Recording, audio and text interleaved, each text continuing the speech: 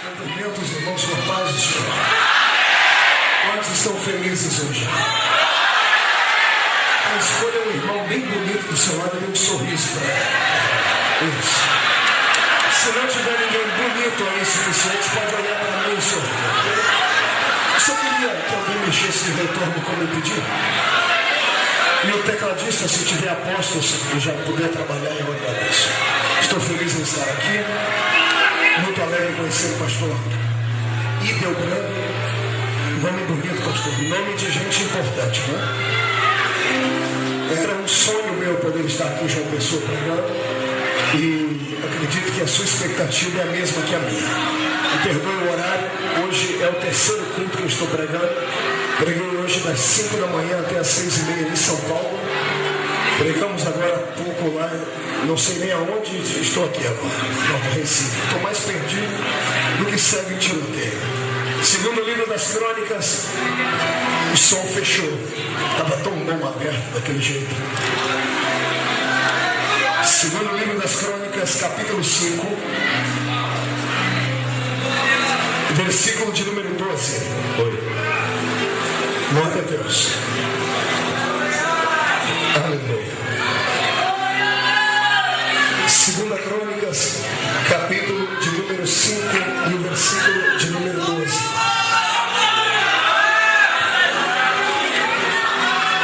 E quando todos os levitas que eram cantores, isto é, Asaf, Emã, Jedutum e os filhos e irmãos deles, vestidos de linho fino, estavam de pé para o oriente do altar, com símbolos, alaúdes e harpas, e com eles até 120 sacerdotes que tocavam as trombetas. E quando em uníssono, a um tempo tocaram as trombetas e cantaram para se fazerem ouvir, para louvar o Senhor e render-lhe graças. E quando levantaram eles a voz com os instrumentos musicais que haviam feito para o Senhor, porque Ele é bom e porque a sua misericórdia dura para sempre, então neste momento sucedeu que a casa, a saber, a casa do Senhor, se encheu de uma nuvem, de maneira que os sacerdotes não podiam estar ali para ministrar, por causa da nuvem, porque a glória do Senhor encheu a casa de Deus. Feche a Bíblia, coloque no banco, pegue na mão de alguém que está do seu lado, aperte a mão dessa pessoa com carinho até ela falar aleluia. Pentecostal que não faz barulho está com defeito de fabricação. Feche seus olhos e vamos orar. Senhor, eu te glorifico. Eu te exalto, Pai. Te exalto pelo Senhor ter nos guardados na viagem de Recife até aqui. Pela paciência da sua igreja que humildemente aguardou-nos aqui. E agora te agradeço pela efusão da glória que o Senhor vai manifestar aqui. Antes que eu comece a ministrar a sua palavra, me façam dois pedidos, Senhor. Primeiro é que ao redor desta igreja, num raio de 5 quilômetros, onde houver um demônio alojado, esses demônios ou partam em retirada, ou serão queimados pelo poder da sua glória aqui nessa área. O segundo pedido, Senhor, é um pedido de atrevimento. Se ainda tenho crédito no céu contigo como pregoeiro da sua palavra, abre a porta do céu sobre esta igreja e manda agora anjos do céu, anjos de fogo, descerem aqui com brasas de fogo nas mãos e comecem a espalhar estas brasas. E onde houver um crente batizado com o Espírito Santo, remove ele.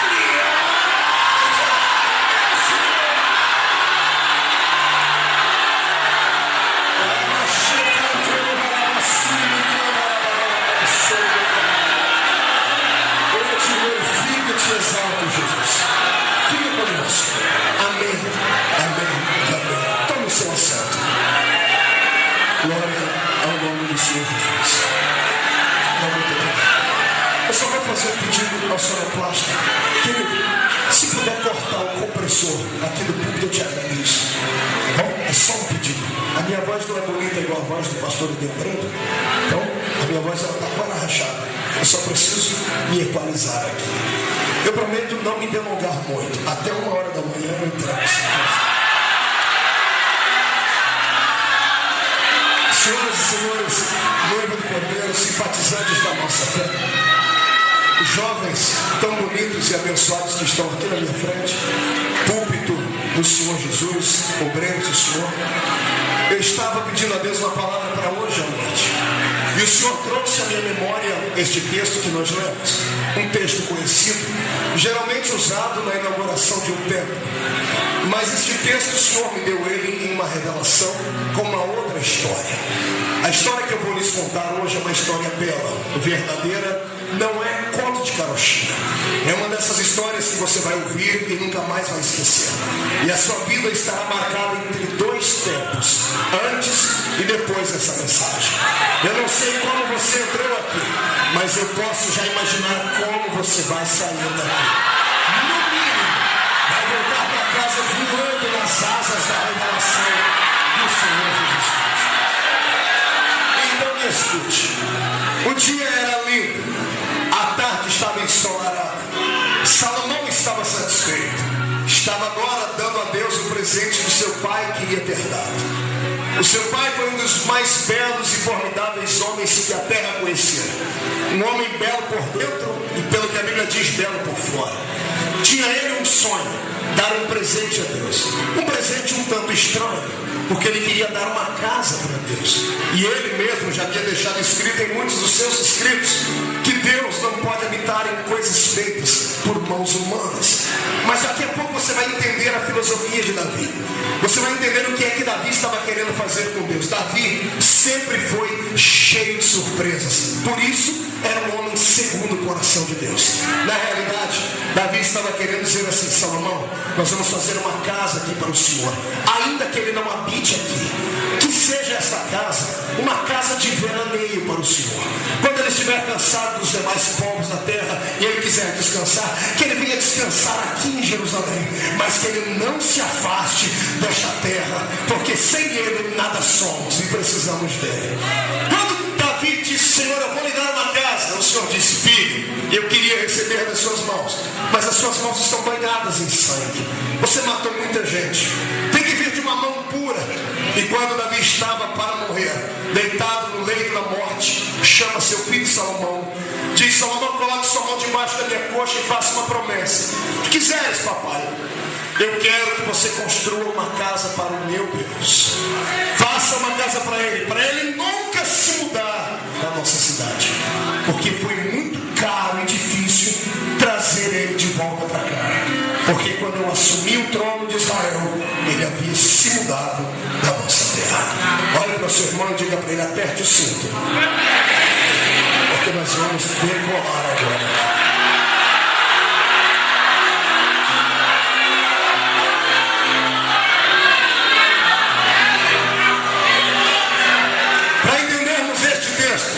Eu lhe convido a voltar no tempo comigo, pelo menos 45 anos antes deste episódio. 45 anos antes deste templo ser inaugurado, Davi era um adolescente, jovem, cheio de vida, e era agora empossado por Deus como rei em Israel. Davi absorveu em sua época um pensamento e um sentimento que nenhum outro rei havia tido em outras nações, e nem o rei que o antecedera Saul teve. Davi observou o reino, herdou um reino bonito, herdou um reino grande, herdou um reino quase que um reino daqueles que qualquer homem gostaria de administrar. Mas ele observou que o reino era perfeito, mas não era completo. Eu sei que a palavra que eu disse parece ser um paradoxo, e de fato é, mas são os paradoxos de Deus. Como pode uma coisa ser perfeita e ser incompleta? Se a própria palavra perfeição parece que abrange dentro dela toda aquilo que de nada há falta. Davi herdou um reino perfeito, mas era incompleto. E eu lhe provo isso. Antes de provar isso, deixa aqui tirar essa dúvida.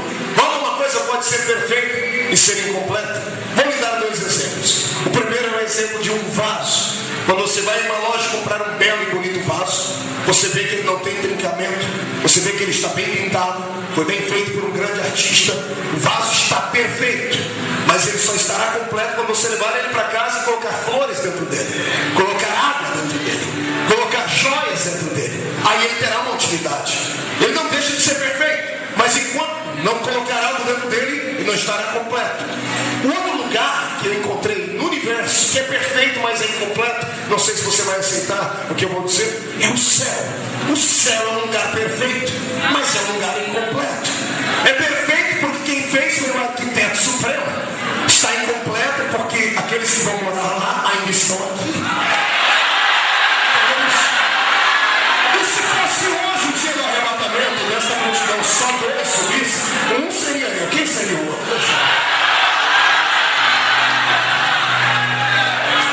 Pois bem, Davi herdou um reino perfeito. Perfeito porque ele já tinha soldados, já tinha províncias, um reino que já tinha seus povos estabelecidos. Ele já tinha até uma espécie de palácio, tinha riquezas, muito ouro, muita prata. O reino de Israel estava estabelecido. O Senhor agora havia encontrado uma dificuldade no coração dos homens, quando com o rei anterior ele havia encontrado dificuldade que eles aceitassem a unção que ele havia dado a Saul, mas com Davi foi diferente. O caráter desse rapaz e o carisma dele era tão grande que até os mais truculentos homens paravam para ouvir. Davi tinha, neste grande reinado que agora estava nas suas mãos, dois exércitos. Um era o exército que ele herdou do rei Saul, o outro era o exército que ele mesmo criou. E o segundo exército que ele criou parecia ser mais forte do que os que Saul deixou. Apesar que Saul deixou milhares e milhares, ele arrumou um exército de pouco mais de 30 homens. E ele arrumou esse exército dentro da caverna de Adulão. E eram 30 homens bárbaros, rejeitados pela sociedade, rejeitados pela família, que não tomavam banho e não se barbeavam, bestas feras no meio do mato. Quando Davi se escondeu de Saul e encontrou com esses homens, eu imagino como foi o encontro.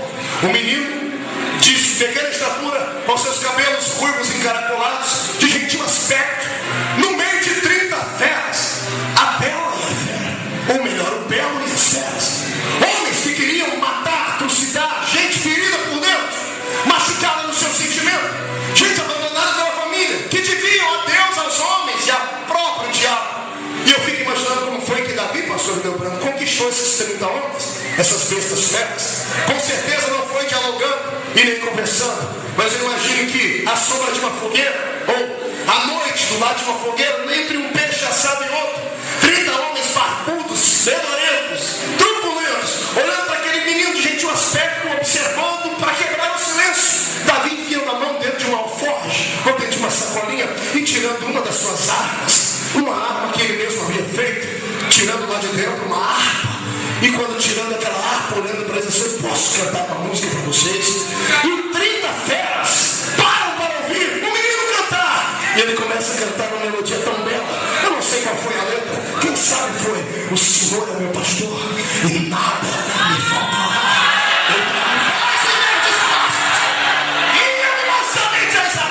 Eu não sei.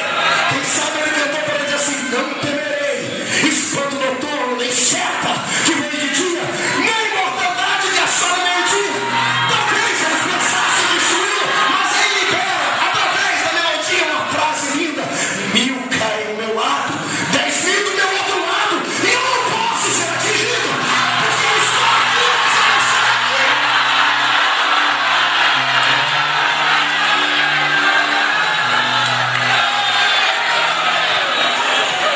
Quando eu grito, ele mexe no som e abaixa. Faz isso, não. Mexe, pega muito o som para mim. Eu sou meio surdo.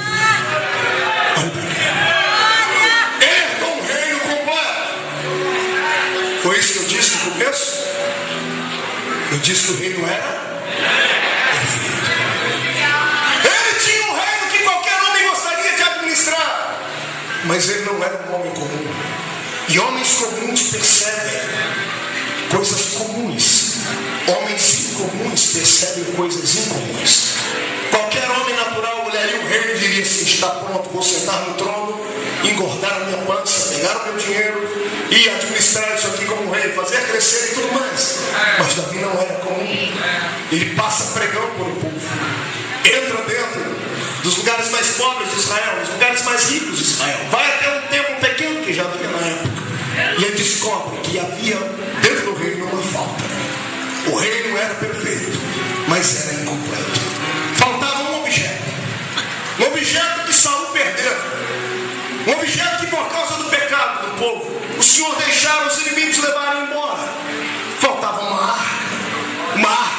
bancada de ouro feita de madeira de acácia e guardava dentro dela 3 objetos sagrados para o povo de Israel, que tinha 2 querubins em cima dela, onde Deus se manifestava.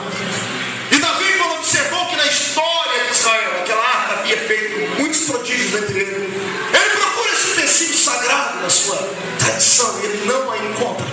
E quando ele não encontra, ele procura nas crônicas saber onde é que foi parar aquela arca. E a história estava escrita que os filisteus haviam roubado a arca.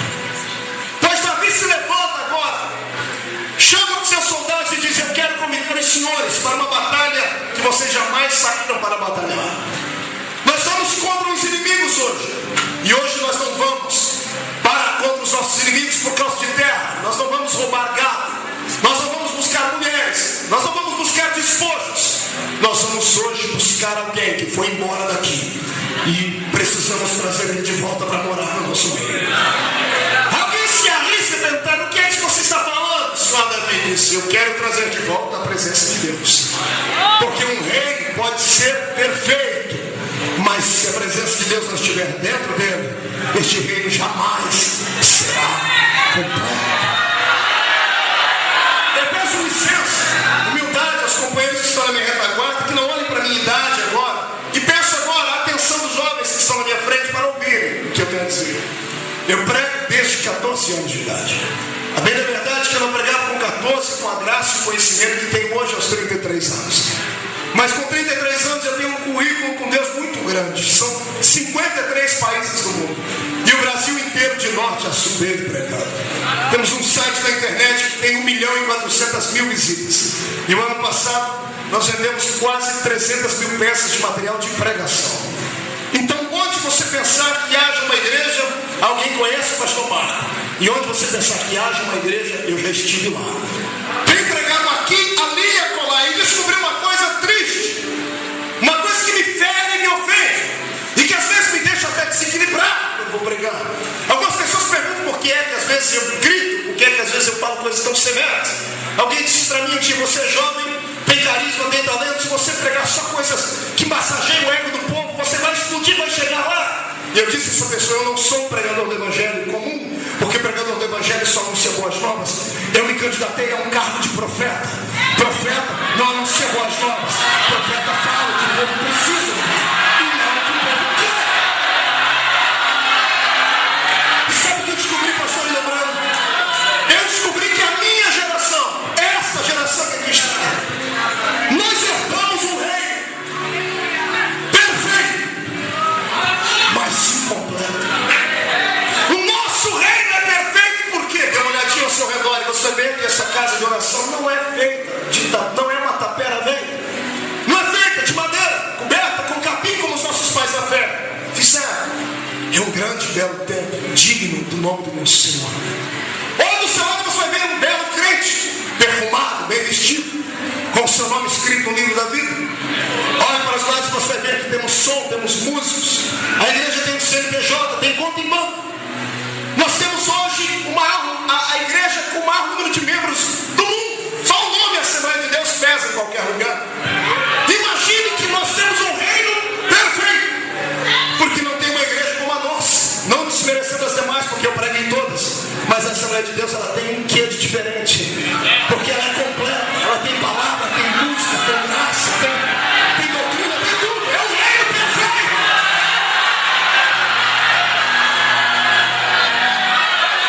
É um reino que qualquer homem gostaria de se candidatar. Se houvesse disputa política para alguém administrar essa igreja e abríssemos aí, até para quem não era crente, eu acho que até o Papa se candidaria para ser presidente das nossas igrejas, porque o nosso reino é perfeito. É perfeito porque nós vivemos em sincronia, estudamos, nos alimentamos, vivemos a palavra, chegamos no culto de domingo a domingo. Cada um de nós tem o seu cargo, a sua ocupação dentro da igreja. A igreja está perfeita. Só que essa igreja está perfeita não é a igreja que será arrebatada. Porque a igreja que eu digo que é perfeita é a igreja como organização. A igreja como organização de reino, ela é perfeita e saudável. Muito obrigado, vai muito bem. Porque como organização nós temos um bom nome, um bom número de gente. Temos uma grande comissão por trás de tudo isso. Temos convenções que nos administram.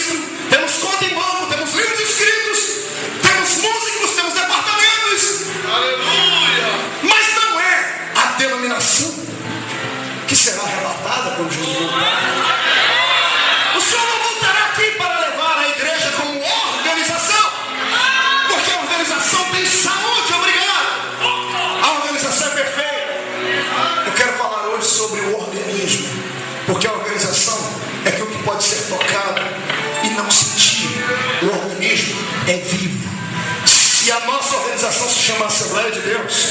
Eu quero falar do organismo que chama José, Maria, Antônio, Marco, Cleide, e coloca o seu nome lá. Porque a organização vai bem, nós somos capazes de brigar por ela na justiça. Temos departamento jurídico para nos defender. Mas a igreja como organismo não é mais a mesma. Está doente, está apática. A igreja como organismo está em coma. Ela ouve, mas não reage. Os olhos estão abertos, mas não enxergam. A boca está aberta, mas não sai som da garganta dela. Pastor, como é que o senhor entende tanto de coma assim? O meu velho pai ficou em coma 4 dias antes de morrer e eu fiquei do lado dele algumas horas. O médico dizia, ele escuta tudo, mas não pode reagir. Os olhos estão abertos, mas ele não enxerga. A boca está aberta, mas não sai som nenhum da boca dele. E o corpo está paralisado. Vivemos uma época que, se não houver uma mudança radical dentro dos nossos conceitos e valores, se essa geração que veio para este congresso não sair deste congresso transformada por dentro e por fora com propósitos de santidade, os nossos velhos pais vão se virarem dentro dos túmulos. E o diabo já armou uma arapuca para prender a minha geração, e ele acha que nós vamos entrar no oba-oba dentro. Ele acha que nós vamos copiar as demais igrejas. Ele acha que nós vamos deixar os nossos cultos de mensagem verdadeira para colocarmos mensagens que vão massagear o ego. Se alguém quer uma mensagem que massageie o ego, não precisa ir em igreja. Ligue a sua televisão de madrugada lá na Bandeirante e assista um culto da Seixonoye. E você vai ver um velho oriental dizendo assim, que Gorrozon é o nome do Deus dele, manda dizer que você é a luz da centelha que brilha e você nasceu e vai ser feliz sempre. Se você quer uma mensagem de autoajuda, vá na boca de revista e compra o livro do Dr. Laí Ribeiro. 7 passos para a vitória plena. 25 passos para você ter um casamento feliz. Aqui não é lugar de massagear o ego. Aqui é lugar de preparação.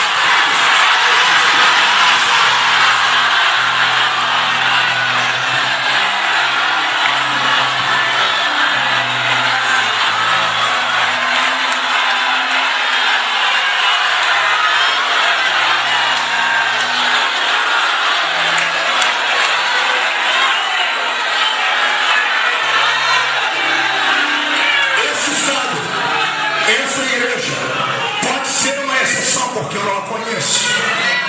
Eu posso falar das demais que eu conheci por aí, que só vivem de fachada, que de pentecostais só tem o nome na carteirinha que ficou na história gravada no livro de Daniel Beck e Munardi. Que de pentecostais ainda gravam um pouquinho de meia dúzia de línguas ininteligíveis que só falam quando o pregador vai no âmago da essência da alma. Que de barulho, de grito, de glória a Deus já não podem se fazer mais, porque afinal de contas a igreja agora está emancipada, intelectualmente falando. Nossos cultos, graças a Deus por isso, estão cheios de homens importantes, intelectuais e cheios de anéis de formatura. Só que esses anéis de formatura não podem deixar a chama do Espírito se apagar. Eu terminei o doutorado e mestrado em teologia, tem 8 meses agora nos Estados Unidos da América. Eu cravei a minha vida no estudo da Bíblia. Eu li a Bíblia 18 vezes de capa a capa. 800 livros acerca dele. Escrevi já 8 livros e tem um seminário meu que eu escrevi todas as matérias dele. Eu passei minha vida toda estudando a Bíblia Sagrada. E fui até o final, até conseguir esse anel aqui que pesa quase 1 quilo no dedo, só porque tem 2 L. M.M. Master Marco. Mestre Marco. Uma bela porcaria, né, pastor? Doutor em divindades. Pergunta pra mim pra quê? Porque eu estudei. Por que o senhor estudou? Não ouvi direito. Porque eu me cansei de ir para cultos, ir para congressos, ligar para programa de TV e rádio, e ouvir alguns aí engravatadinhos que só porque tem um anel de formatura no dedo, acham que nós que pulamos gritamos somos disciplinados. Eu vou estudar, descer doutor na palavra, para provar que é possível a minha geração ter intelecto e ter graça. Conhecer a Bíblia e entrar no reino de Jesus.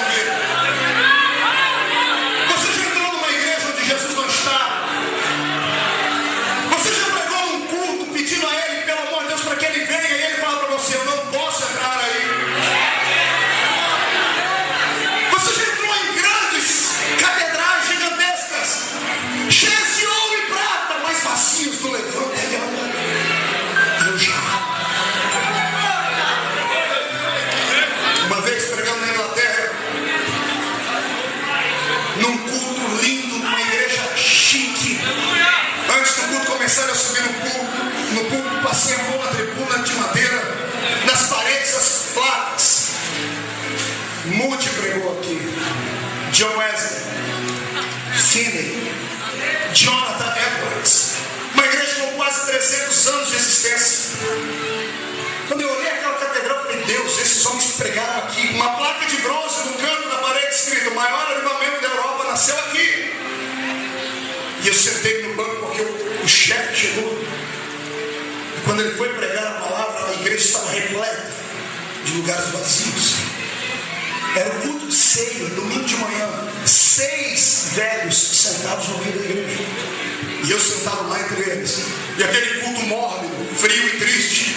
Um sermão escrito em 12 páginas, que o pregador lia, parava para tossir e voltava a ler. Uma mensagem musical que parecia mais um cortejo fúnebre do que um culto de celebração a Deus. E quando terminou o culto, o pastor sai para um lado, os velhos se levantam para sair. Eu chamei o meu amigo e disse: o que está acontecendo aqui? Ele disse: já terminou o culto. Eu falei: isso é culto? Eu cheguei perto dos velhos e disse: vem cá, interprete aqui. Pode falar que eu interpreto. Na época eu não falava muito bem o inglês ainda. E eu disse: pergunte para eles, cadê o avivamento daquela parede ali? Está escrito ali, é o maior avivamento da Europa.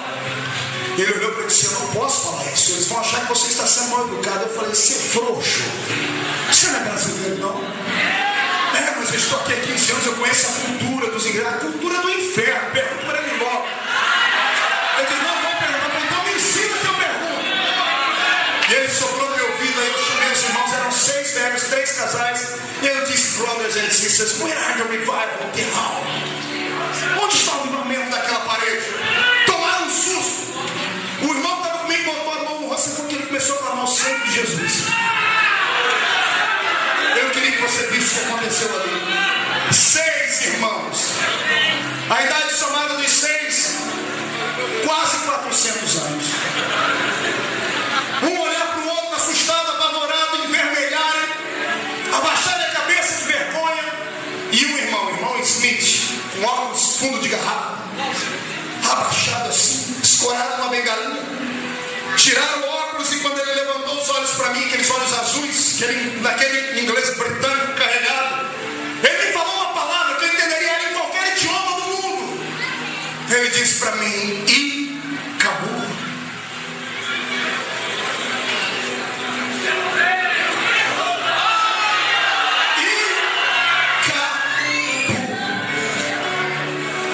Veja só, tem crente que nem reage, que nem sabe o que é isso. Não lê a Bíblia. Fala para o irmão que é. E acabou de falar. E acabou significa. Você já viu um irmão, um crente, chegar dentro de você e falar assim: filho, Deus não está mais aqui. 6 velhinhos do meu lado, dizendo assim: um dia nós tivemos Deus aqui. Ele disse: meu pai foi um dos últimos pastores aqui dessa igreja. Eu era criança, assistia o culto debaixo dos bancos. Papai era bravo, pregava aquelas mensagens arretadas. Um dia a rainha entrou pela porta da igreja, todo mundo ficou de pé. Papai mandou todo mundo sentar e disse: ela é a rainha lá fora. Aqui dentro nós somos o rei dos reis dos senhores.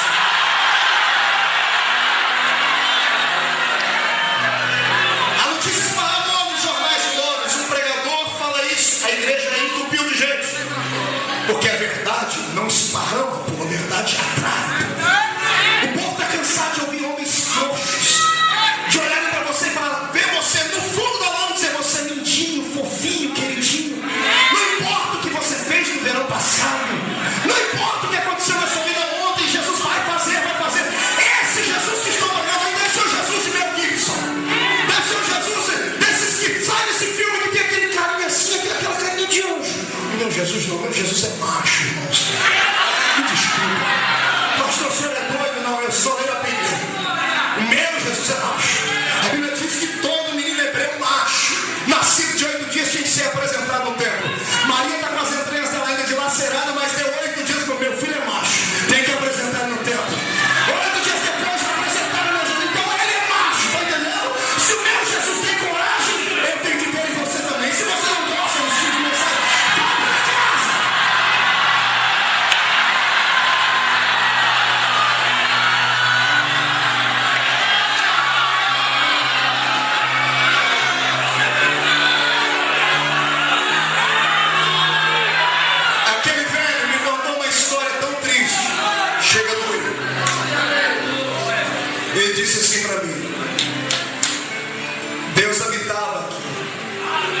Mas quando a igreja ficou famosa, rica, cheia de pessoas importantes, papai, que era um homem da roça, não podia mais falar. Chamaram ele e deram para ele de presente uma casa de praia. Deram para ele uma casa no meio do mar. Dizendo para ele: vá pescar, o senhor já fez a sua obra, agora vamos trazer um pastor novo, jovem, que sabe tudo. Bem afeiçoado aos políticos. Um homem que sabe falar, bonito. E o primeiro culto, ele disse: eu era ainda já adolescente quando eu vi esse homem chegar. E no primeiro culto, quando apresentaram o novo pastor na igreja, explodiu em adoração. E ele pegou o sininho e chacoalhou e disse assim: ei, irmãos, Deus não é surdo. E a irmã que tinha revelação quis entregar e disse: irmã, por onde passou o Espírito de Deus, que foi revelar a senhora, que é uma ovelha, e não veio revelar a mim, que sou pastor.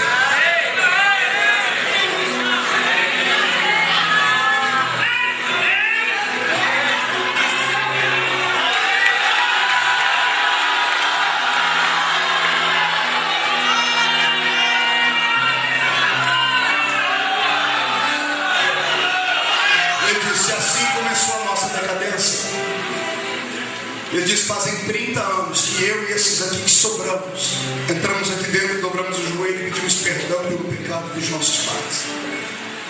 30 anos pedindo a Deus para a pombinha do Espírito Santo voar aqui dentro de nós. E ele disse assim para mim com os olhos arregalados: pegaram o Espírito Santo, colocaram ele numa gaiola, fecharam e jogaram a chave fora. A igreja está. Meu Deus, que misericórdia! Quando eu vi aquilo, irmãos, doeu aqui. Porque eu venho do interior, do meio do mato. Meu caráter cristão foi formado dentro de uma igrejinha 3x2. O irmão Ovidio Ramos pregando. Então, se está saindo um documentário da minha vida esse ano, o irmão Ovidio está vivo, ele vai dar um depoimento. Sinceramente, o irmão Ovidio tem mais de 80 anos. Eu ia para o culto quando garoto para ver o irmão Ovidio pregar, não é porque ele pregava bonito, é porque o garoto já viu. Menino crente é só Jesus. Eu ia para dar gargalhada, porque ele era muito engraçado. E aí eu e Elias sentava atrás de uma pia que tinha lá no fundo, que era um salão de bar. E o irmão Ovidio começava o culto. Ele começava a cantar o hino da harpa, cantava só a primeira letra, depois ia lá, porque não sabia ler. E lembrava só de ouvir. Ele tinha um óculos, aliás, até hoje, o óculos é perneta, o óculos fica assim no meio do rosto dele. E vai tentar tirar o óculos para você ver o que ele te fala. A mão dele parece uma raquete de tênis, de tão grande que é. A gravata vem pelo meio da barriga. E quando ele vai pregar, quando ele está empolgado, sai de baixo. Hoje eu quero ler com os irmãos, ele é analfabeto, diz que Jesus ensinou a ler na Bíblia. Quero ler no livro de Genésio. E eu e ele se acabava atrás daquela. Outro culto, vamos ler aqui no livro de Êxodo. E o dia que ele mandou a gente procurar o livro do profeta Albuquerque na Bíblia. É Abacuque. Um dia ele empolgou e disse: hoje eu quero ler aqui no livro da profeta Joana. Era Jonas. Ele não era Joana. Joana. Um dia teve um culto, pastor Leandro. Que pena que não tinha câmera para filmar naquela época. O vídeo começou, ele falou assim: irmãos, eu estou cansado de trabalhar hoje. Os irmãos sabem que eu trabalhei muito, meu corpo está doendo todo, e eu não tive tempo de preparar nada. E eu falei com Jesus: eu vou abrir a Bíblia, onde cair, o Senhor me dá inspiração para pregar. Eu e Elias olhando um para a cara do outro, lá vem chuva. Eu acho que até Deus estava querendo rir naquele dia. Porque se foi Deus que mandou ele abriu no livro de Crônicas. E lá onde tem um monte de gente que gerou gente. Já leu parte da Bíblia? Tem 5 páginas de gente que gerou gente. Aqueles nomes fáceis da Bíblia. Sabe aqueles nomezinhos simples que qualquer um de nós que temos cultura, temos dificuldade. Imagina um analfabeto. E ele começou a ler com aquele óculos torto, ele começou a engarrachar a língua e começa a ler. E eu ia acabando de rir daqui a pouco, irmãos, caiu fogo naquele salãozinho. Mas os irmãos começaram a pular e a gritar. Eu falei: Elias, o que aconteceu? Eu falei: sim, Elias, você levantou a cabeça por cima da pia. Levantou a irmã Maria de Paulo, chegou para a gente e falou assim: meninos, só vocês não estão sentindo? Não, mas estão sentindo o que, irmã Maria de Paulo? Vocês não estão vendo que Deus deu aí para o irmão Ovidio? Ele está lendo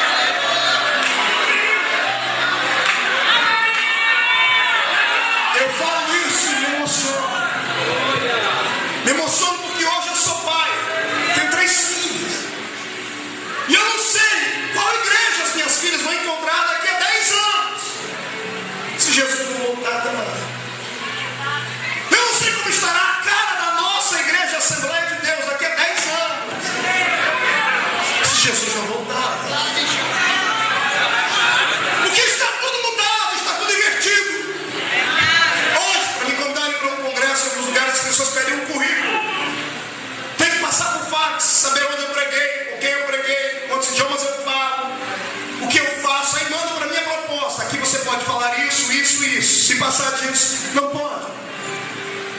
Chega em alguns lugares para pregar, ninguém me chama de pastor. Vamos ouvir agora o pastor Marco. Não, eu estou lá, primeiro não me deixe subir para o culto. Não, o senhor tem que ficar aqui para criar expectativa no povo.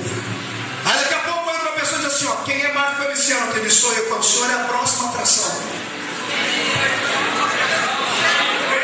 O filho do diabo. Eu falei, eu não sou atração, eu sou pastor. Eu falo, não me interessa, o senhor entra dentro, em 10 minutos o senhor se apresenta. Imagine! Aí antes, deu uma voltinha por detrás do ginásio para ver o que estava acontecendo, que eu ouvi um barulho, eu achei que era Pentecostes, tinha um cantor cantando no vídeo. Eu vou omitir o nome dele por ética, mas estava ali lá, com a calça colada no corpo, toda brilhante, uma camisa aberta até o meio do peito, um brinquinho na orelha, fumaça para cá e para lá. Os gritos e pulos eram moços, e rapazes estavam em cima da capunda do outro.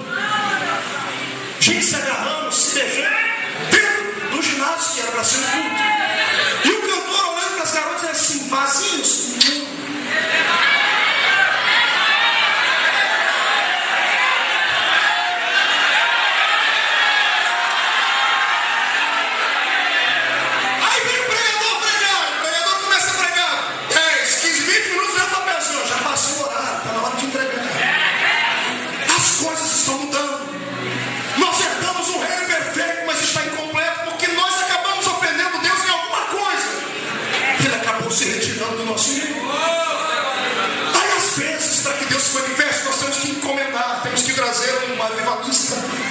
Temos que trazer um agitador de águas. Olha, o congresso só enche esse ano se trouxer aquela estrela que está brilhando, a cantora, o cantor. Dá uma inversão de valores sem tamanho. Quando eu vim para a igreja há 20 anos atrás, entraram no meu quarto, tiraram da minha parede a foto do Led Zeppelin, que era uma banda de rock. Mas por que eu não posso ter a foto? Porque isso é um ídolo. Foram na outra parede, tiraram lá a foto do Zezé de Camargo e Luciano. Por que eu não posso? Porque isso é um ídolo. Aí hoje, eu entro no quarto da minha filha. Um dia desse cheguei, eu quase briguei com ela, tem 10 anos. Um pôster de uma cantora evangélica, com direito a beijo e assinatura.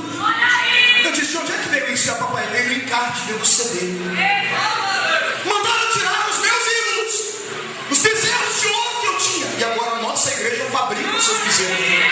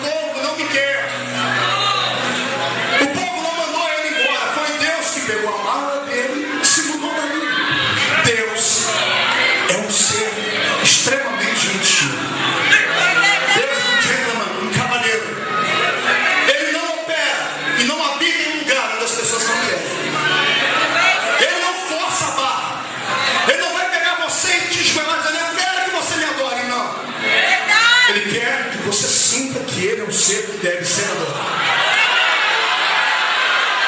Se chamar, ele vem, mas se falar nós não queremos, ele se muda. E Deus se mudou de Israel. E só Davi tinha que ser Davi. Eu fui analisar, estudei Davi dentro da visão psicológica. Estudei Davi como se fosse um psicólogo e cheguei a uma conclusão. Davi era um ícone do seu tempo e até hoje. Para nascer um homem como Davi não é fácil.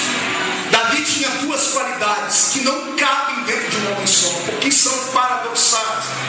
São duas coisas que quem tem uma não pode ser a outra. Davi tinha as duas. Davi era guerreiro. Para ser guerreiro tem que ser corajoso, valente, não ter medo de enfrentar o inimigo e não ter nojo de sangue. Guerreiro tem que saber usar a espada. E alguém pensava que o menino que ficava cuidando de ovelha no meio do pasto não ficava brincando de espada treinando. Porque quando ele pega a espada pela primeira vez, ele levanta a cabeça de um gigante e dá na jugular do gigante com uma pancada só.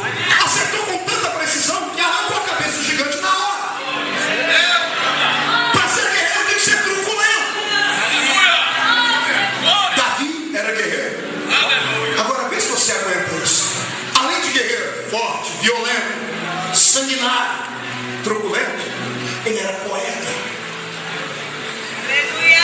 Poeta é aquele que para debaixo de uma árvore, olha para uma maçã e filosofa sobre a maçã. Poeta como Shakespeare, que olhava para o céu e dizia: to be or not to be, that's the question. Ser ou não ser, eis a questão. Poeta que olha para uma mulher e transforma ela numa musa e recita. Davi pegava aquela mãozinha dele, que ele podia manejar a espada, e fazia uma harpa. E sentava debaixo de uma árvore, e a única plateia dele eram ovelhas, na terra. Mas toda vez que ele tirava a harpinha para cantar, uma janela no céu se abria e alguém fazia assim.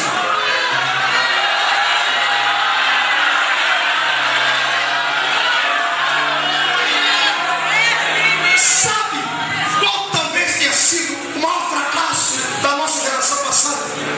É que a nossa geração passada ou gerava um guerreiro ou gerava um poeta. Ou era um cabra violento para brigar e para tudo, ou era muito manso demais, tranquilo. Deus está querendo hoje uma geração. Alguém que quando é para pegar a espada e dar a jugular do diabo, ele faz. Mas se for preciso dançar aqui dentro para Jesus, dancemos também. Se for preciso mandar uma carta para o rei, dizer: eu te desafio para o duelo, amanhã o pôr do sol ele manda. Se for preciso mandar uma carta de amor para Deus, dizendo assim: eu não vivo sem ti, não retires o teu espírito de mim, faz também. Deus hoje vai levantar uma geração assim. Tem alguém que se candidato? Então recebe a unção que havia em Davi.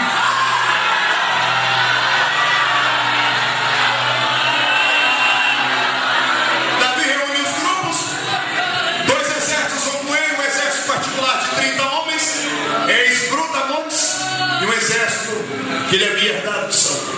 O embate contra os filisteus não demorou um dia, nem uma semana, foram tempos. Muitas pessoas morreram. Quem vai para essa batalha de trazer a glória de Deus para casa, não há garantias de vida, não há garantias de honra. Possivelmente alguns que entrarão na batalha comigo hoje, para que nós não deixemos apagar a chama do Pentecoste que foi acesa, vão ser excluídos do grupo de amizade, vão perder a capacidade até de orientação das demais pessoas, vai ser convidado a sair do seu lugar. Possivelmente alguém aqui vai deixar de ter o prestígio que tinha. Está entendendo? Não há garantias na terra. Podes morrer no meio do campo de batalha, mas será por uma coisa nobre. E o dia que ninguém mais te enxergar aqui, fique tranquilo. Um dia o Senhor mesmo me coroará. Vai dizer: você lutou pela minha causa e você queria a minha presença. Os homens não entenderam, mas eu entendi. O seu pagamento está comigo, está garantido, não por homens, mas pelo Senhor. No embate, a vitória travada é ganha por Davi. Quando Davi está terminando de dar o checkmate em todos os soldados inimigos, ele pega um moço. A tradição dos hebreus diz que ele chama o moço da tribo de Benjamim. Ele diz: vá até a minha casa, avise a minha mulher e mande ela preparar uma festa, mas uma festa como nunca antes teve em Israel. E a tradição dos hebreus diz que o menino fala: festa do que, Senhor dos tabernáculos? Festa disso, daquilo? Não, diga para ela que é uma festa onde nós vamos receber um ilustre convidado. E quero impressionar ele, porque eu quero que ele venha e fique morando com a gente. Vai, avise Milca.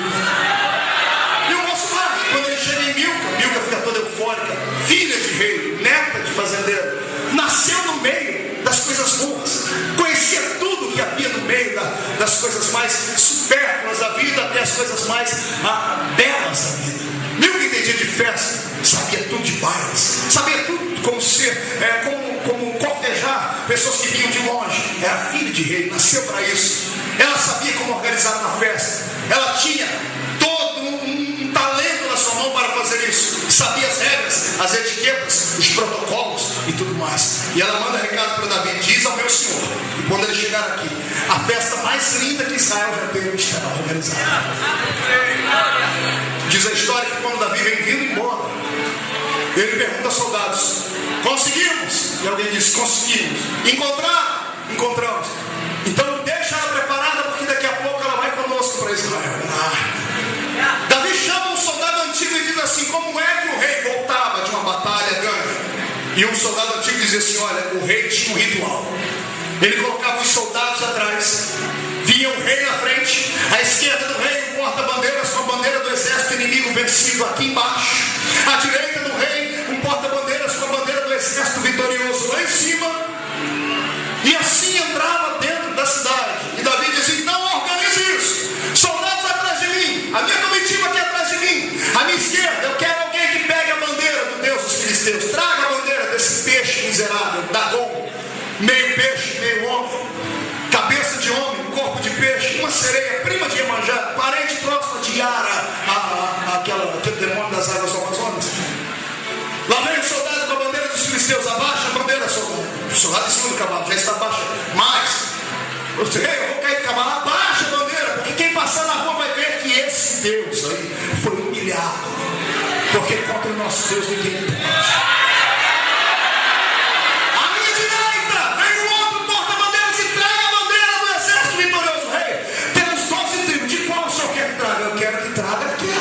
E lá vem o soldado com a bandeira do leão da tribo de Judá.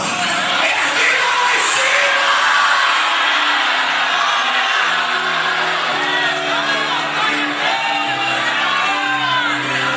Diga: o seu irmão trouxe lenço? Diga: não trouxe? Prepare a manga da camisa para chorar. A comitiva está pronta. O rei está aqui vestindo roupa real. À esquerda dele o porta-bandeiras, à direita o porta-bandeiras, atrás a comitiva dele, atrás os soldados. Mas a história diz que Davi diz assim: tem alguma coisa errada, está faltando alguma coisa. Soldado velho, volta aqui, como é que era mesmo que o rei entrava? Dizendo: na frente vem o rei, porta-bandeira à esquerda, porta-bandeira à direita. Davi: já sei onde eu errei. Soldados, abram o caminho. Traga uma arca. E alguém diz: rei, mas onde ele só vai colocar a arca? Na minha frente. Por quê? Ué, não é o rei que tem que ir na frente? Então a arca tem que ir na frente.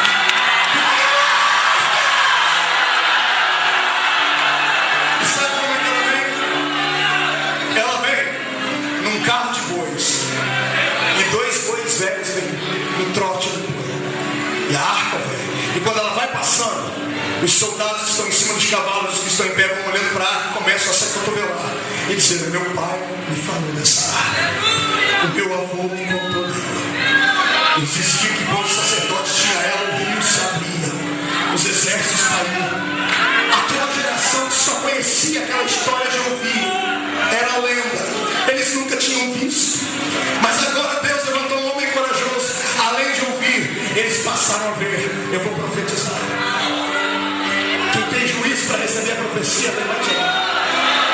A minha geração só ouviu as histórias, mas a partir de hoje ela vai ver que não era uma lenda, porque vai voltar. A glória está chegando aí.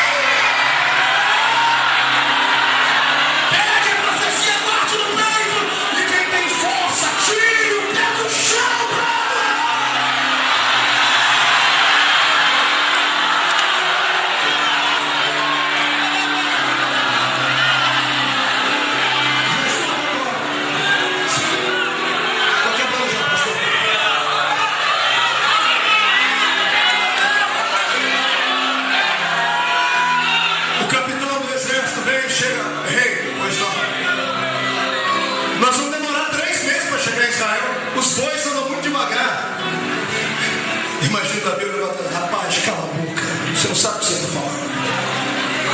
Se a gente leva a arca para trás, e se Deus quiser, ele mora de novo. Deixa ele ali na frente.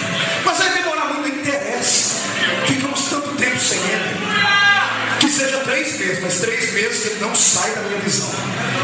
Ele entra primeiro. Eu vou fechar o portão de Jerusalém para ter certeza que ele de lá não sai mais. Está preparado para fazer isso dentro da sua casa hoje? Está preparado para fazer isso dentro da sua vida hoje, no seu ministério hoje? Já pode ligar pelo telefone, avisa em casa que o convidado está chegando. Não caramba em cima da muralha, não. Quando vê a bandeira do leão da tribo de Judá lá em cima, grita: abra os portões! Pega uma trombeta que está há tanto tempo enferrujada, empoeirada, para fazer o sonido da festa, porque ele só tinha sonido de guerra. Quando ele toca o sonido da festa, milka lá dentro do palácio treme. O rei chegou. Ela vai para a sacada da janela para olhar, e quando ela olha para baixo, ela vê Jerusalém arrumada. Uma mesa com comida posta no centro para a plebe, para as pessoas simples. Outra dentro do palácio só para as pessoas influentes. Um palanque à esquerda para os príncipes dos outros povos, para os reis que vieram de longe assistir aquilo. E o povo todo reunido no centro, mães, mulheres, esperando seus maridos virem da guerra, filhos esperando os pais. A Bíblia diz que os levitas estavam preparados com roupas brancas e com instrumento de sopro na mão. Crianças estavam preparadas para cantar. Moças estavam preparadas para fazer uma coreografia e dançar. Quando abre o portão e a arca entra no trote do boi, ninguém olha para a arca. A arca é quase que ignorada. As pessoas olham por cima da arca para ver o rei. Quando o rei entra, o povo começa a gritar pela sua coroa, pela sua pompa. E as mulheres começam a gritar porque o marido está vindo, o filho está vindo. Outros choram porque não voltaram. O filho não veio, morreu na batalha. Quando Davi chega lá no centro, tinha um palanque. Davi tinha que descer, subir naquele palanque e dar um discurso político de rei. Eu prometo que a partir de hoje haverá melhorias na nossa cidade. Vou aplicar na educação, na infraestrutura da nossa cidade. Vou fazer isso, vou fazer aquilo. Nosso reino vai prosperar e crescer. Era isso que todo mundo esperava. O povo já estava até preparado. Sabe aquelas palmas quando você vai em comício político? Você aplaude sem saber porque está aplaudindo, mas é comum. Está todo mundo pronto para bater palma já. Quando Davi entra no centro da cidade, ele dá uma olhada assim, uma olhada global de cima do seu cavalo. O povo se silencia. E Davi percebe que algumas pessoas, poucas, não estão de pé, estão de joelho. E quando ele olha para eles, não são jovens, são velhos, de cabelos brancos, pele enrugada. Só os velhos entenderam o que estava acontecendo. Eles dobraram o joelho, pegavam pó, jogavam em cima da cabeça, cortavam as tranças da cabeça e diziam assim: Senhor, nós te expulsamos, o Senhor está voltando, não saia mais.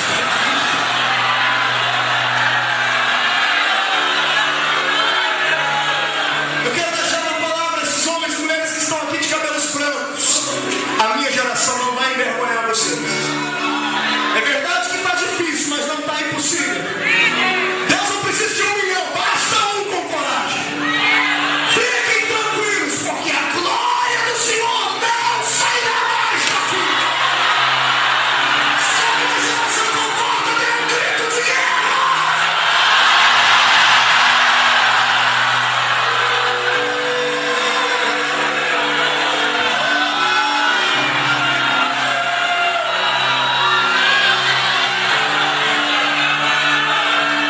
Eu termino agora. Sabe o que Davi faz? Ele desce do cavalo. Só que ninguém percebeu que do lado do cavalo de Davi tinha uma sacolinha pequena. Davi tira a sacola daquele cavalo, chama os seus 30 valentes. Eles fazem um círculo ao redor de Davi, de costas para o rei aqui, fazendo uma muralha humana. Milka está em cima da janela. O que deu, meu marido? Ele tem que ir lá para aquele palanque dar um discurso. Daqui a pouco as pessoas só veem passando uma cabeça do soldado.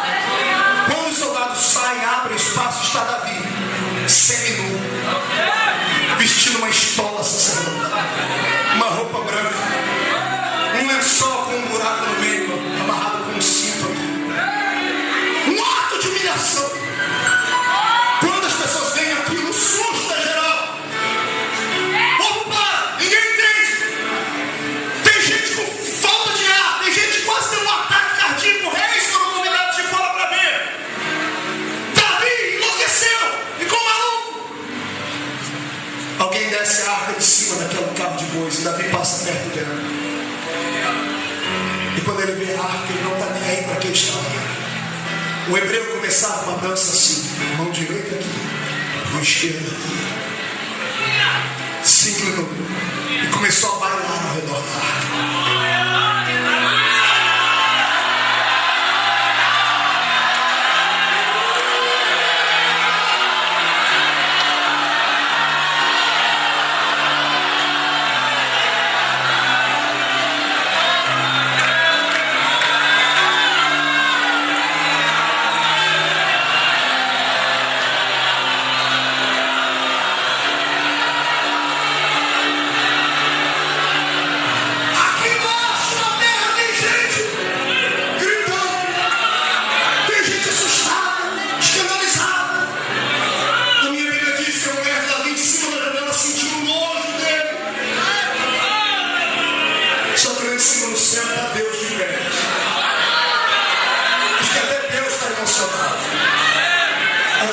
Assim, é por isso que ele é um homem seguro do meu coração. Ele me surpreende.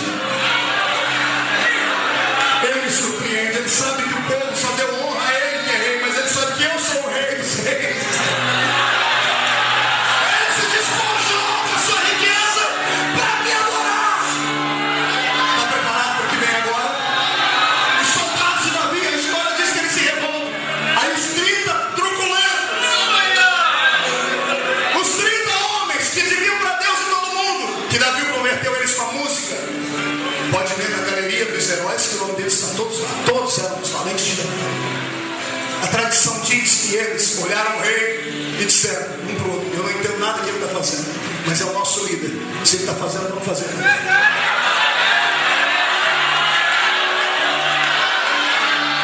Tiram armas, tiram roupas, ficam seminus e pegam. Por favor, me ajude aqui. Vem cá uns valentes de Davi. Vem aqui comigo. Aqui uns 4 aqui. Pronto, pegam 4 homens aí, assim, um na mão do outro. A arca está ali. Ei, o senhor não vai dançar sozinho, vamos dançar com o senhor. E ficam brincando, cirando e cirandinho ao redor da arca.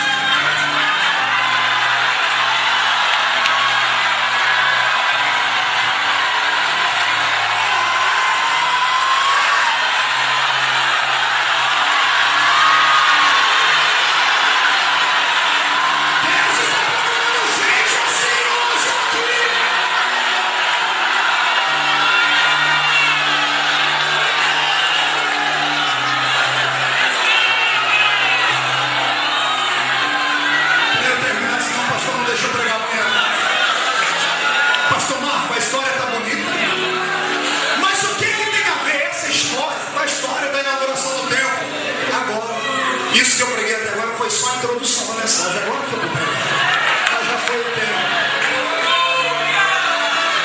A história diz que dos meninos levitas que estavam ali, pastor, teve um garoto. E quando viu o rei dançar e os 30 homens dançando com ele, o garoto diz: eu quero ir lá dançar com o rei. Todo mundo segurou eles, não pode.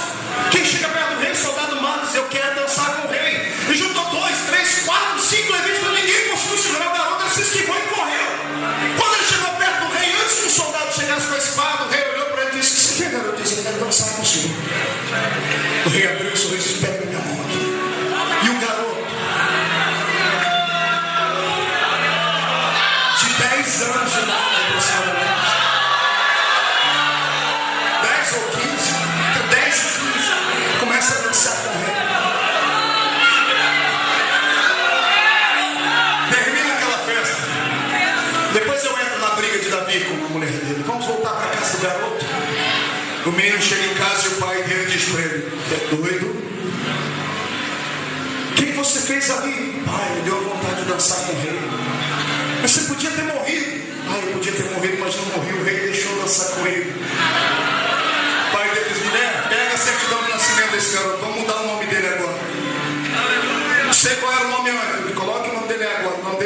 vai ser Asaf. Pai, o que significa Asaf? Deus dele se apoderou.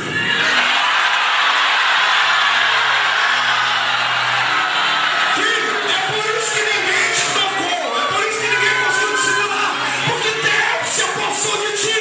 Deus quer levantar as armas aqui nessa noite.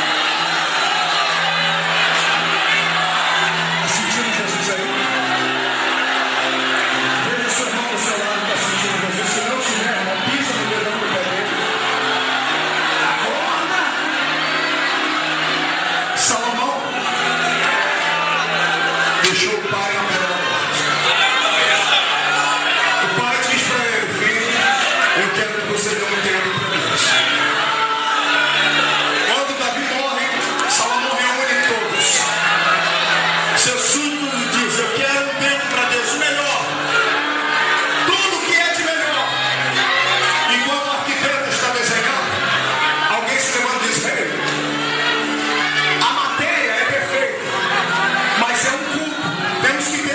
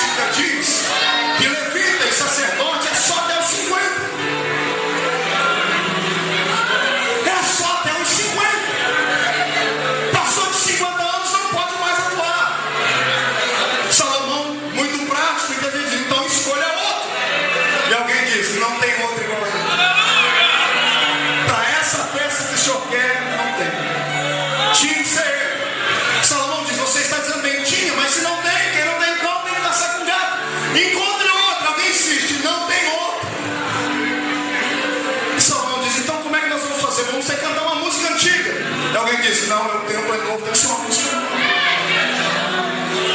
Vocês querem me enlouquecer? Não, rei. Tem uma segunda, tem um plano B. Como é o plano B? O Senhor é rei. A lei que escreveu foi Moisés, é Levítico, é lei humana. E o rei é ungido do Senhor. Se o Senhor revogar a lei e assinar de próprio punho e colocar o selo do seu anel e dizer: ele vai voltar a fazer, acabou. Ninguém pode ir contra a palavra do rei. Salomão, nosso rei, então está resolvido. Peguem esse homem e me tragam aqui. E alguém vai na casa de Asaf. O rei mandou te chamar. E lá vem Asaf, 55 anos. E o rei está de frente dele. Os hebreus cantam essa história. E o rei diz: tudo bem? Não. Por que não está bem? Porque eu nasci para cantar. Eu nasci para compor. A minha vida só tem sentido se eu fizer isso. E fazem 5 anos que eu não canto. Fazem 5 anos que eu não faço mais nada, porque a lei me impede. O rei diz: qual o seu nome? Meu nome? Asaf. Deus de mim se apoderou. Eu já ouvi falar de você em algum lugar. Ele diz: rei, eu recebi uma unção do teu pai. O dia que o teu pai dançou na ar ao redor dela, eu era criança. E eu quis dançar com ele. Tentaram me impedir, mas ninguém conseguiu. Meu pai trocou meu nome, disse que Deus se apoderou de mim. E quando eu encostei a mão do seu pai, o que estava nele passou para mim. Pegue aqui e leia os salmos de Asaf. São mais de 10. Você lê os salmos de Asaf e de Davi, parece que é o mesmo escritor. O mesmo espírito habitava nos dois. E depois de Asaf, depois de Davi, o maior levita da Bíblia, para mim, foi Asaf. E o rei diz, emocionado: a lei foi escrita por Moisés, mas eu sou ungido do Senhor. E eu posso revogar a lei, Asaf. Traga o papel, escreva, traga o papel. Está pronta a carta? Está pronta. O rei, leia a carta para o rei. Eu, Salomão, filho de Davi, descendente de Abraão, Isaac e Jacó, servo do Deus Altíssimo, assino de próprio punho e revogo a lei.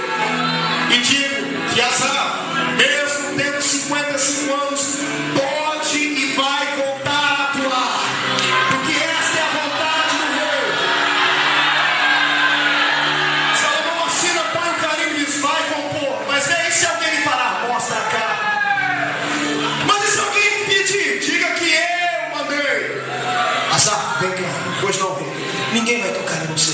Por quê? Porque ninguém é doido de me afrontar. Ninguém é doido de contra mim. Eu sou o rei. Vai trabalhar. Quer receber uma palavra de Deus agora? Quem foi que escreveu a lei dizendo que você não pode mais pregar? Dizendo que você não pode mais ser feliz? Dizendo que você não pode mais alcançar nada na vida? Foi homens que escreveram, então recebe essa palavra. Hoje o rei revoga a lei e derrama sobre ti uma unção dobrada. Quem entrar na sua frente vai se ver com ele.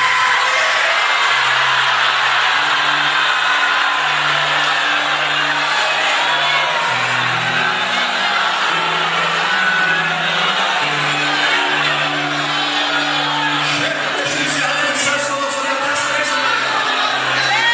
Isso é muito, porque eu estou sem dormir há 2 dias e meio. Se eu tivesse descansado, a gente até assim.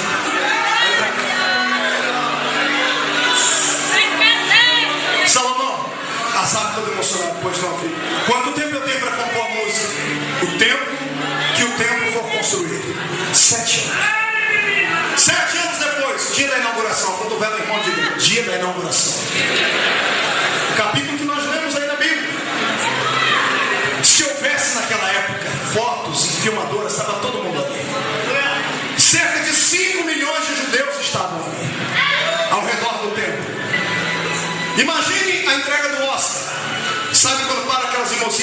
aquelas pessoas famosas, todo mundo tirando foto, alguém dizendo, olha lá o Brad Pitt, olha lá a Julia Roberts, olha lá. Aquele dia foi parecido. Só que quando as carruagens se abriram, diziam, olha lá Salomão, aquela ali é uma das 1000 mulheres dele, olha lá. Olha, aquele ali é o sacerdote fulano de tal, olha, só ouvi falar dele. Aquele ali os levitas estão, olha, todo mundo olhando, se empolgado, de repente quando entra todo mundo jovem lá para dentro do templo, vem atrás um velho, que agora não tem mais 55, tem quantos anos agora?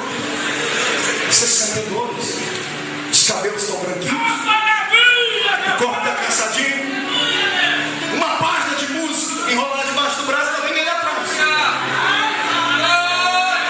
E todo mundo dizendo, é aquele velho. E alguém pisando nele, cala a boca, você não conhece a história dele? Então fica quieto, que se o rei ouvir, você vai perder. Mas quem ele? É um homem de quem Deus se apoderou.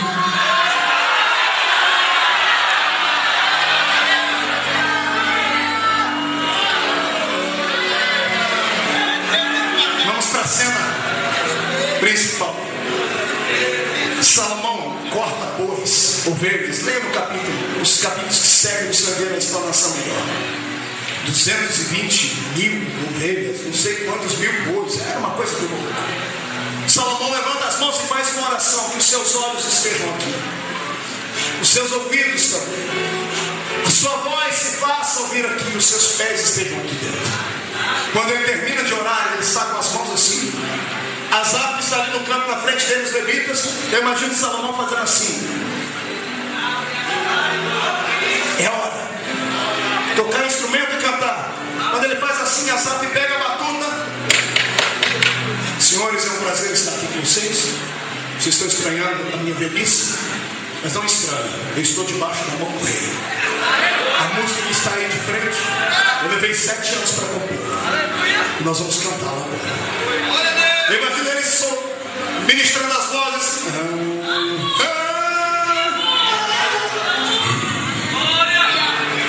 Perfeito? Quando ele levanta as mãos para começar a reger, congela a cena.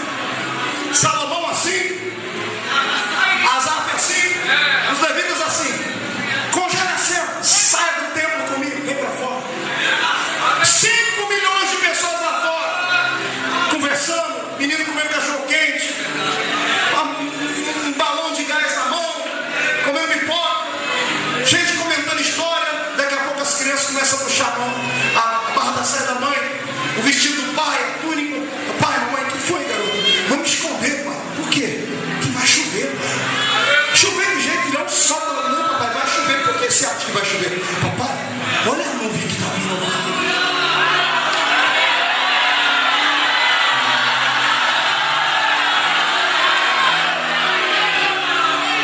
Você conhece vai chover? Imagine a nuvem chegando.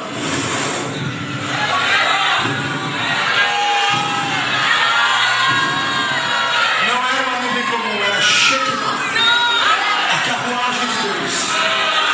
Aquela nuvem era a nuvem que impedia o brilho da glória de Deus de chegar na terra, senão matava todo mundo. Era um filtro. Deus vem em cima dela. Do lado de Deus, os inseparáveis serafins vem cantando: Santo, Santo, Santo, Santo, Santo, Santo é o Senhor dos exércitos.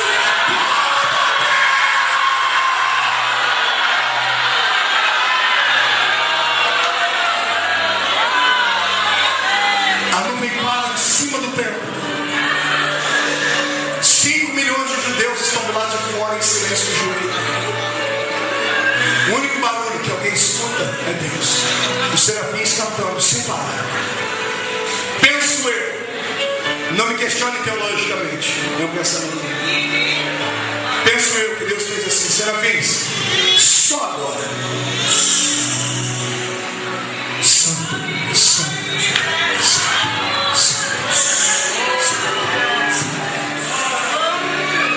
por que o silêncio, Deus? Porque eu vim aqui receber 2 presentes. Primeiro, a casa que meu servo Davi mandou fazer para mim. Segundo, eu estou com saudade de ouvir um hino como aqueles que Davi fazia. E só Asaf vários hinos igual ele. Deixa eu ouvir Asaf, porque enquanto ele canta, eu me lembro de mim. Deus faz assim. Volta no tempo, descongela a cena, começa a tocar os instrumentos e começa a cantar. Aqui eu fiquei com a raiva, pastor. Deus me dando essa mensagem, eu estudando. Eu fiquei com a raiva do escriba que estava aqui nesse dia. A função do escriba era escrever tudo que se passava. Tudo que está escrito aqui foi um escriba que estava lá dentro. Ele era contratado só para escrever tudo que ele via. A oração de Salomão está escrita. Eu perguntei a Deus por que a letra da música não está escrita.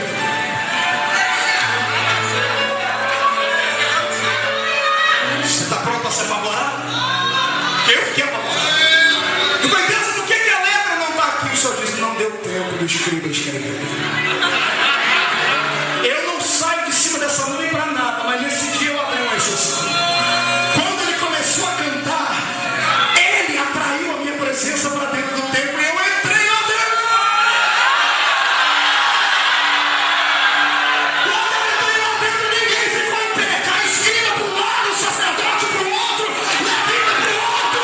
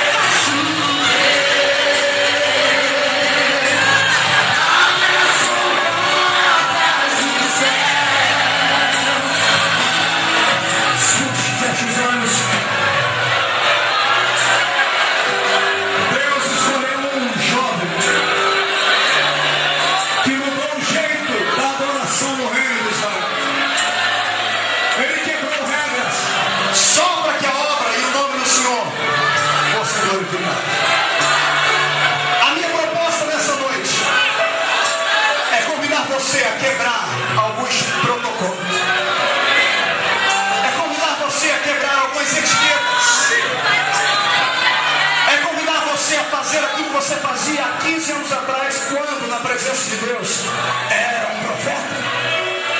A minha proposta é pedir a você que nunca experimentou Deus, tentar hoje trazer Ele de cima da nuvem para dentro dessa igreja. Pastor, é possível isso? É possível. Já perceberam que tem homens e mulheres que quando agarram o microfone o ambiente muda? Quando eles falam, a atmosfera é impregnada. Pois bem, esses homens e mulheres são como Asaf, escolhidos por Deus, rejeitados por homens, gente de coragem que não teve medo de morrer. Por isso que quando eles chegam onde eles colocam o pé deles, o Senhor coloca o pé deles lá. Essa unção será liberada agora. Feche os olhos, seus amigos irmãos. Se tem alguém que quer ser um desses, eu te convido a chegar aqui perto desse grupo. Se tem um jovem, um garoto, uma moça que quer hoje uma mudança, que quer ser usado e ousado, se aproxime aqui desse grupo. Você que está assistindo pelo telão, chegue perto do telão.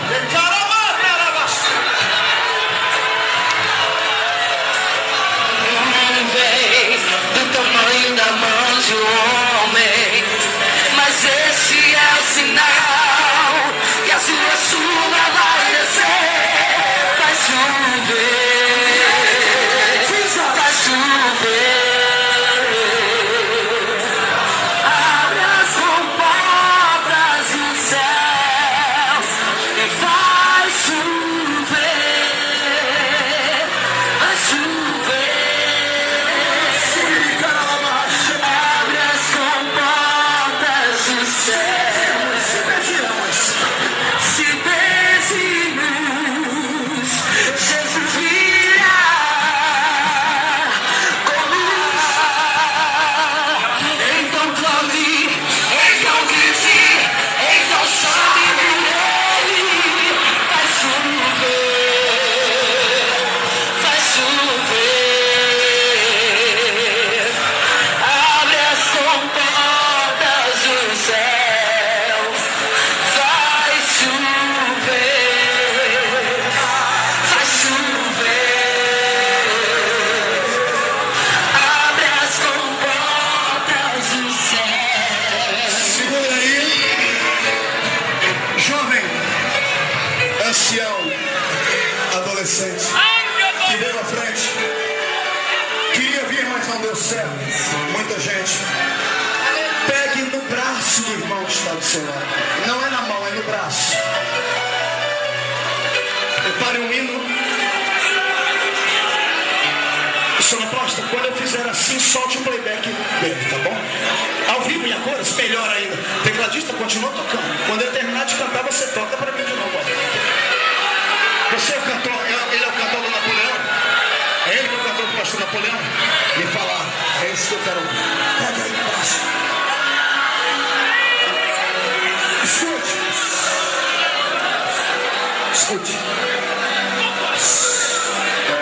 Desculpe o horário, mas a palavra é profética. Amanhã você vai ter o dia todo para trabalhar. De tempos em tempos, Deus levanta uma geração nova. Dessa geração Ele levanta alguns destaques. Esses homens e mulheres que se destacam, não se destacam pelo seu conhecimento, não se destacam pelas suas qualidades sobre-humanas, se destacam pela sua piedade, pela sua devoção. Deus não procura homens e mulheres que sejam cheios de si. Num culto como o de hoje, o Senhor vai marcar pessoas. Quando Ele escolhe alguém para uma obra especial, Ele marca de forma especial. Não se assuste como é que Jesus vai te pegar aí. Quando Ele me visitou na minha casa, quando me deu esse ministério, um vento bateu na minha testa e me jogou no chão. Eu fiquei 45 minutos caído no chão sem enxergar nada. Uma claridade tão grande dentro da sala que eu não conseguia abrir os olhos. Eu me encolhi dizendo: Deus, não me marca. O Senhor disse: não é morte. Eu te dou hoje um ministério de fogo para as nações. Eu levantei embriagado dali. Eu morava no meio do mar. Não sabia nada de uma unção, de cair para frente, para trás. Nada disso. Fui estudar história. Cada vez que Deus levantava um homem,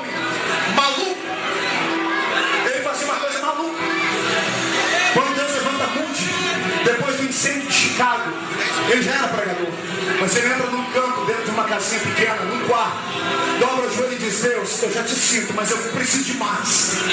Eu quero mais.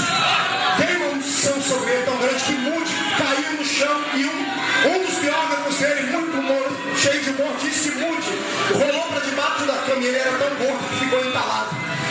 E ele começou a dizer: Deus, tira a sua unção, senão eu vou morrer.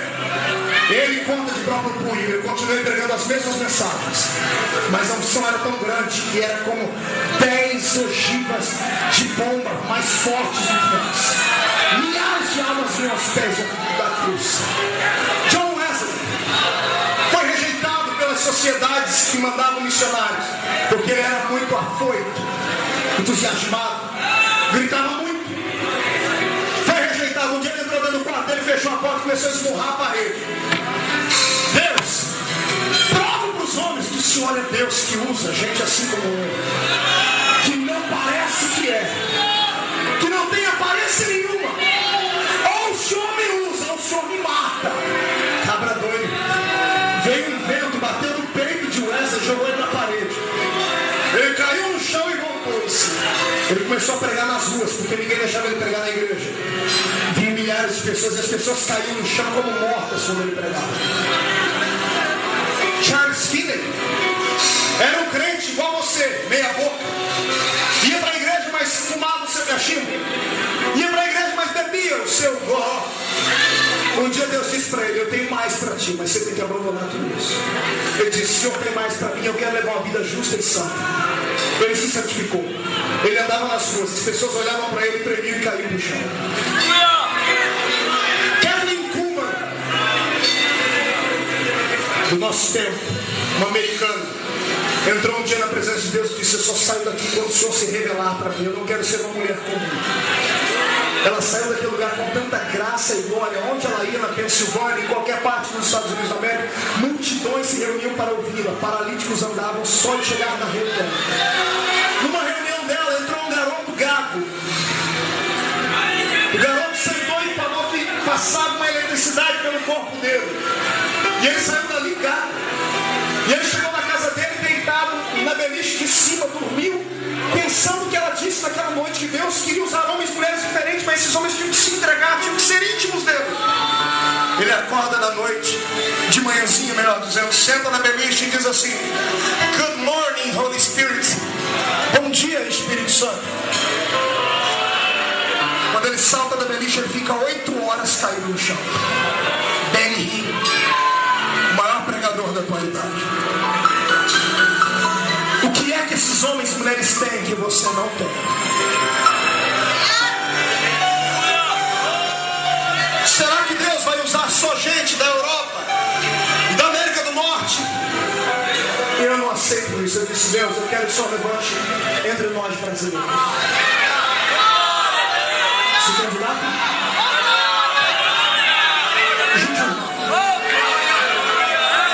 Feche os olhos. Lembrando que depois que terminar o evento, eu tenho alguns DVDs e CDs lá fora, né, Ju? E só hoje, pastor, eu não vou ficar aqui porque eu estou sem dormir 3 dias. Amanhã eu oro, tiro foto com todo mundo, prometo. Mas hoje eu preciso ir urgente no mundo. Feche seus olhos.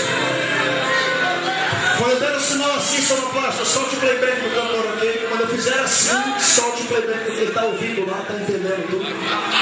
Feche os olhos aí. Senhor, eu estou aqui em João Pessoa, na Paraíba. O desejo da minha alma estar aqui era muito grande. Chegamos aqui atrasados, mas a sua igreja esperou. Eu tenho uma multidão aqui dentro e outra multidão lá fora. E eu tenho gente chorando e gente com fome de ti. Eu prometi a eles que hoje o Senhor levantaria as árvores da vida aqui. Assim como o teu Espírito me ungiu, me credenciou e me deu uma experiência profunda. Eu gostaria que o Senhor olhasse aqui para dentro agora. E desses gritos e dessas orações, o Senhor ouvisse a melodia de Asaf na boca desses filhos que aqui estão. Desça da nuvem, Jeová. Entra aqui dentro.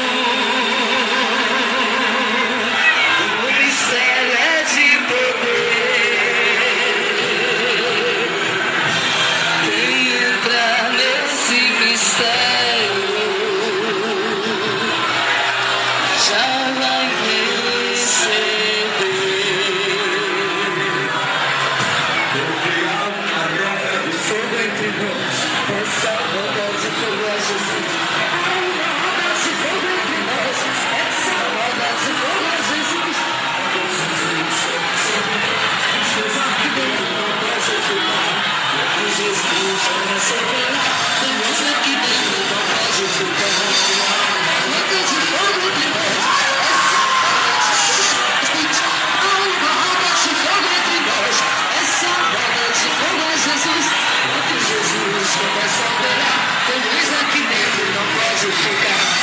Quando Jesus começa a brilhar, beleza aqui dentro não pode ficar. Roda de fogo entre nós, essa roda de fogo é Jesus.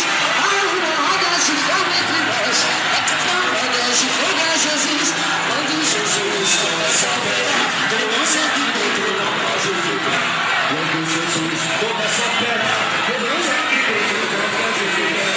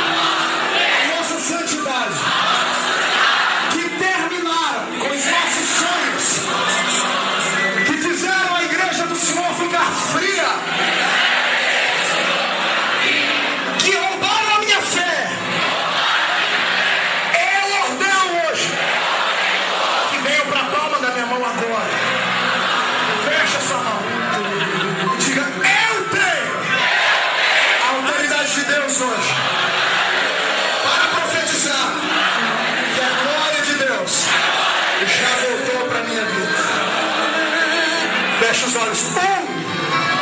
A sua vida não é mais a mesma. 1 e meio. A sua família será avivada. 2.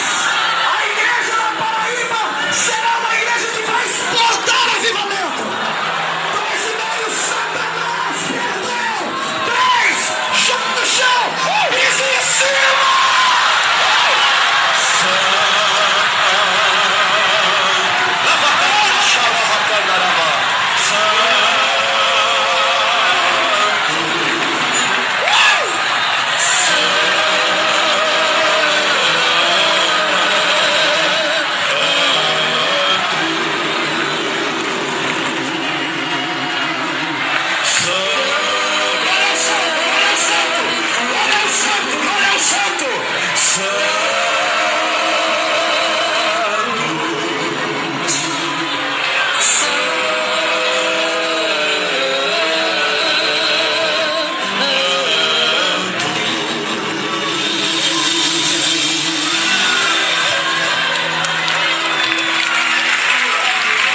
Glorifique o nome do Senhor com palmas.